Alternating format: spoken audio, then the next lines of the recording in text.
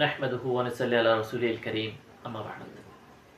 সম্মানিত দিনী ভাই, আজকে আমি ছোট্ট একটা ব্যাপার বলবো। সেটা হচ্ছে যে ব্যাপারগুলো আসলে আমরা দিনের কাজগুলা, আমরা যে দিনের যে ছোটখাটো বিষয়গুলা, আপনি যদি একজন পূর্ণাঙ্গ ঈমানদার হতে হয়, পূর্ণাঙ্গ ইসলামিক ওয়েতে আপনার জীবন আপনার পরিচালনা করতে হয়, আপনার পারিবারিক জীবনটাকে ইসলামিক ওয়েতে আপনি লিড করতে চান, তাহলে আপনাকে ছোট্টখাটো কিছু বিষয়গুলো আপনাকে গুরুত্বপূর্ণের সাথে দেখতে হবে এবং এগুলোকে গুরুত্ব দিতে হবে খুবই প্রায়োরিটি বেস। যেমন কি ধরেন আমরা যে কাজগুলো মূলত করি সেটা হচ্ছে ধরেন আমরা যখন ঘরে ঢুকবো তখন আমাদের কাজটা কি হবে, আমরা যখন ঘর থেকে বের হবো তখন কিভাবে কাজ হবে, আমরা যখন ওয়াশরুমে ঢুকবো তখন আমাদের কি কাজ হবে, আমরা যখন জামা পরবো তখন আমাদের কি কাজ হবে, মানে প্রতিটা ওই যে মানে আল্লাহ তাআলা যে বলছে ইয়া আইয়ুহাল্লাযিনা আমানু উদখুলু ফিস সিলমি কাফা, তোমরা পরিপূর্ণরূপে ইসলামে প্রবেশ করো। তো তাহলে পরিপূর্ণরূপে যদি আপনি ইসলামে প্রবেশ করতে চান, আপনাকে আগে ছোট ছোট বিষয়গুলো, আমাকে অনেক আগে আমার ছোটবেলায় আমার এক আলেম বলছিল এই কথা, যে তুমি যখন কাউকে দেখবা, কাউকে মনে করবা যে সে হচ্ছে বড় পীর, সে বড় আলেম, সে বড় জ্ঞানী, সে মানে খুব এইগুলা কি ইসলামের দিক দিয়ে যখন তুমি এটা মনে করো, তখন তুমি কি করবা, তখন তুমি তার ছোট্টখাটো জিনিসগুলো দেখবা, যে উনি জুতা যখন পরে তখন কিভাবে পরে, সে উনি কি ইসলামিক নিয়ম ফলো করে কিনা, উনি যখন পানি খাচ্ছে তখন ইসলামিক নিয়ম ফলো করছে কিনা, উনি যখন বসতেছে তখন ইসলামিক নিয়ম ফলো করছে কিনা, উনি যখন জামা পড়ছে তখন ইসলামিক নিয়ম ফলো করছে কিনা। যখন তুমি দেখবা এই ছোটখাটো বিষয়গুলোতে উনি ইসলামকে ছাড়ছে না, মানে পূর্ণাঙ্গরূপে সেইগুলো খেয়াল করছে, তাহলে তুমি বুঝতে হবে যে উনি আসলে একজন ভালো মানুষ, একজন ভালো পীর, একজন ভালো ওলি। আর পীর বলতে আল্লাহর ওলি, আল্লাহর ওলি, আল্লাহর ওলি তো যে কেউ হতে পারে, সেটা মানে যিনি ইমানদার, যিনি ভালো মুসলিম, তিনি আল্লাহর ওলি। স্পেসিফিক কেউ না যে আমাদের সমাজে যেরকম ঘোষণা করে আল্লাহর ওলি, উত্তরাধিকারী সূত্রে আল্লাহর ওলি, এগুলো আসলে এইগুলা বলছি না এখন। তো আমি যেটা বলতে চাই সেটা হচ্ছে আপনি ছোটখাটো বিষয়গুলো দেখবেন, যে ছোটখাটো বিষয়গুলো কিভাবে এগুলো যখন আপনি পূর্ণাঙ্গের উপর করতে পারবেন, তাহলে মধ্যে কি আপনার মধ্যে মানে দিনদারির ব্যাপারটা আপনি সহজ পাবেন। আমি দেখছি অনেক দিনে আপনি ইচ্ছে করলে কিন্তু সবসময় ডান হাত দিয়ে জামা পরতে পারবেন না, আপনাকে শয়তান ভুলেই দিবে। আপনি কেমনে পরে ফেলছেন, পরার পর মনে হয় আমি ডান হাত ঢুকেছি না বাম হাত ঢুকেছি। আপনাকে শয়তান, আরেকটা জিনিস আমি আপনাকে বলি, আপনি দেখবেন যদি আপনারা এটা করে থাকেন, আমি জানি না আমার হচ্ছে, হয়তো আপনাদের হয় কিনা আমি জানি না,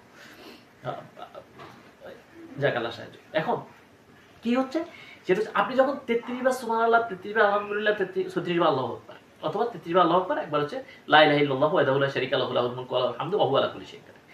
এটা যখন আপনি পড়তে যাবেন, আপনি দেখবেন হচ্ছে আপনাকে 33 বার করে পড়তে দেবেন, আপনি ভুলে যাবেন, দেখবেন বারবার ভুলে যাচ্ছেন। এই একবার বলছি নাকি দুইবার বলছি, হাতে এই কিভাবে হচ্ছে, মানে আপনাকে ভুলে দেওয়া হচ্ছে। আরেকটা জিনিস আমি আপনাকে বলি, সুন্নাতের মধ্যে সুন্নাত হচ্ছে সুন্নত যেটা আল্লাহ রাসূল সাল্লাল্লাহু আলাইহি ওয়াসাল্লাম যেভাবে পড়ছে সেভাবে করার হচ্ছে সুন্নাত, এবং সেভাবে করলে সব বেশি। আপনি ফজরের সালাতে, ফজরের সুন্নতের মধ্যে আপনি যে কোনো সূরা পড়তে পারেন, যে কোনো সূরা পড়ে পড়ে সালাত পড়তে সুন্নতটা শেষ করতে পারেন। কিন্তু আপনি যদি প্রথম রাকাতে সূরা কলিয়া পড়েন, পরের রাকাতে যদি সূরা ইখলাস পড়েন, তাহলে হচ্ছে এটা সুন্নাত।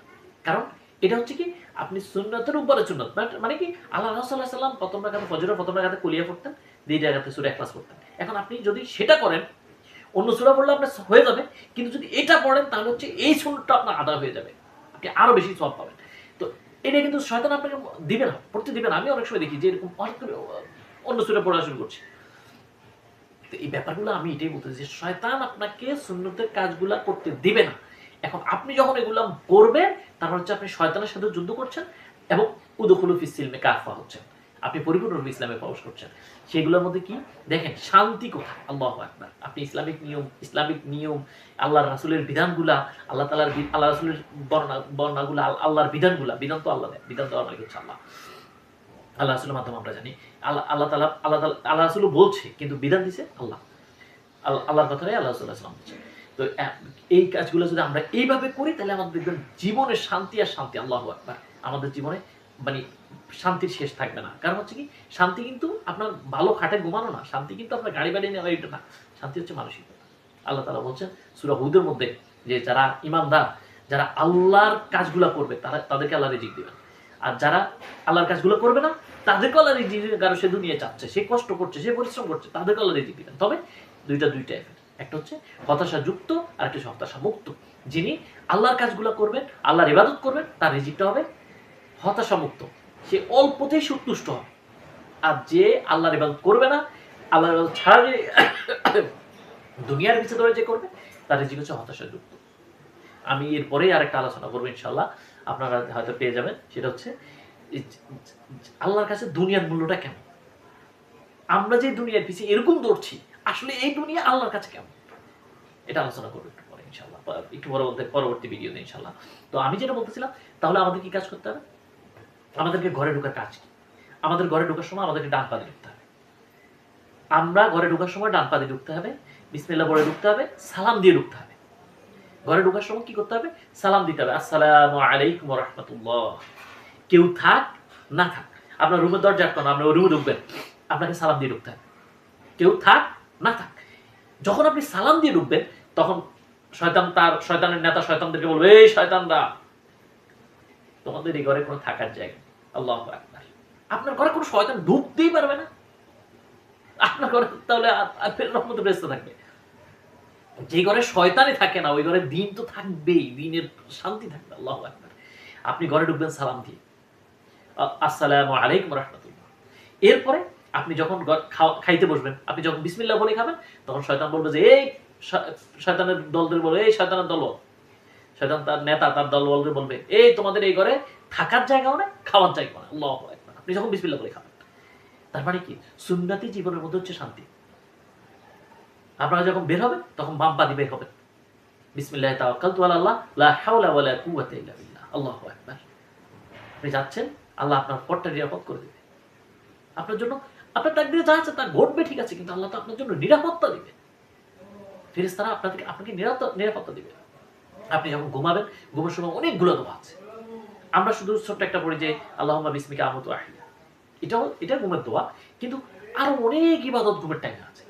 আপনি একজন যদি প্রকৃত মুসলিম হন, আপনি একজন উদখুলু ফিস সিলমে কাফা হতে পারেন, আপনি যে পরিপূর্ণরূপে ইসলাম অবশ্য, তাহলে আপনাকে কি সেই কাজই করতে হবে। আপনাকে ঘুমের যতগুলো ছোট ছোট দোয়া আছে সবগুলো দোয়া করতে হবে, আপনার ঘরের নিরাপত্তা আল্লাহ দিয়ে দিবে। এই কারণে বলছি ভাই, আপনি ছোট্টখাটো ব্যাপারগুলো, আপনি বাম পা দিয়ে বাথরুমে প্রবেশ করবেন, আপনি ডান পা দিয়ে ঘরে ঢুকছেন, কিন্তু বাথরুমে ঢুকবেন বাম পা দিয়ে, বাথরুমে জুতাটা পরবেন আবার ডান পা। আপনি যখন আবার বাথরুম থেকে বের হবেন, তখন ডান পা দিয়ে বের হবেন, কিন্তু জুতা খুলবেন আগে বাম পা। আল্লাহু আকবার। দেখেন কত ছোট্ট ছোট্ট জিনিস, কিন্তু আপনাকে দিন বুঝতে হলে, দিন মানতে হলে, শরীয়তের শান্তি এটা, এই বিধানপূর্ণ রূপে আপনি নিতে হবে, আপনাকে ছোট্ট ছোট্ট আমলগুলো করতে হবে। আপনার জামা পরতে হবে, আপনি আগে ডান হাত ঢুকাতে হবে, আপনি প্যান্ট পরবেন, আগে ডান পা ঢুকাতে হবে, আবার যখন খুলবেন আগে বাম পা খুলতে হবে, আগে বাম হাত বের করতে হবে। আপনি যত কাজ করবেন, ভালো কাজ, সব ডান দিক থেকে শুরু, সব ডান দিক থেকে শুরু হবে। যখন আপনি এই কাজগুলো করতে পারবেন, পূর্ণাঙ্গ রূপে করতে পারবেন সুন্দরভাবে, তখন দেখবেন যে আপনার মধ্যে দিনদারিত্ব চলে আসবে আস্তে আস্তে। আল্লাহ দিয়ে দিবে, আল্লাহ দিয়ে দিবে। কারণ হচ্ছে ছোট্টখাটো ব্যাপারগুলো, এগুলো এত সহজ না। আপনি যখন মসজিদ ঢুকবেন, তখন ডান পা দিয়ে ঢুকবেন, আপনি মসজিদ ঢুকার আগে যখন জুতা খুলবেন, তখন বাম পা দিয়ে খুলবেন, আপনি আবার মসজিদ থেকে যখন বের হবেন, তখন বাম পা দিয়ে বের হবেন, আবার ডান পা জুতা খুলবেন। আল্লাহ, এই ছোটখাটো ব্যাপারগুলো আল্লাহ আমাদেরকে তৌফিক দান করুন। আমরা ইসলামের যে ছোট্ট ছোট্ট যে বিধানগুলো আছে, আমরা এগুলো যাতে পরিপূর্ণভাবে, মানে নিজেদের কেয়ারফুলি ভাবে আমরা এগুলো পালন করতে পারি। এবং আরেকটা ব্যাপার হচ্ছে, আপনি পালন করলে হবে না, আপনি আপনার বাচ্চাদেরকে এগুলো ট্রেনিং করতে হবে।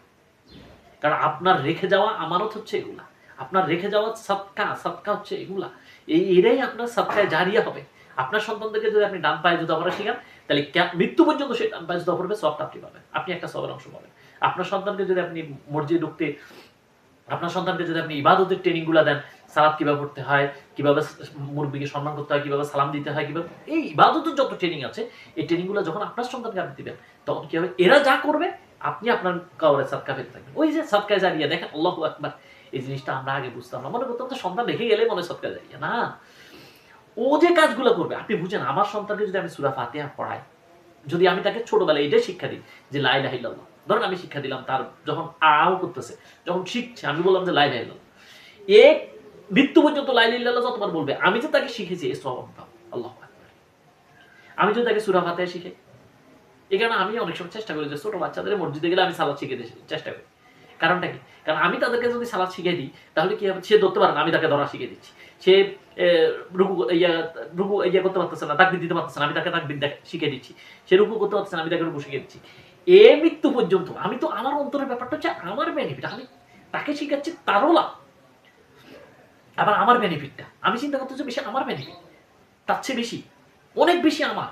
কারণ আমি চলে, আমি আমি আমি ওর অনেক আগে হয়তো চলে যাবো, কারণ বয়সের চিন্তা আমি তার অনেক আগে মৃত্যু হয়ে যাবো, আল্লাহ ভালো জানে। কিন্তু তাহলে আমার খবরে কিন্তু ও পাঠাইতে থাকবে, ওটা হবে। আল্লাহু আকবার। তো এই কারণে বলছি ইসলামিক ব্যাপারগুলো হচ্ছে শান্তি, ইসলামিক জীবন আলো। আপনি যত বেশি ইসলামিক হবেন, আপনার পরিবারকে যত বেশি ইসলামিক করবেন, দেখবেন যে আপনার পরিবারের দিনে ঘরে সব জায়গায় শান্তি নেমে আসবে। আল্লাহ আমাদেরকে বুঝাতে হবে। ওমা তাওফিক ইল্লা বিল্লাহ।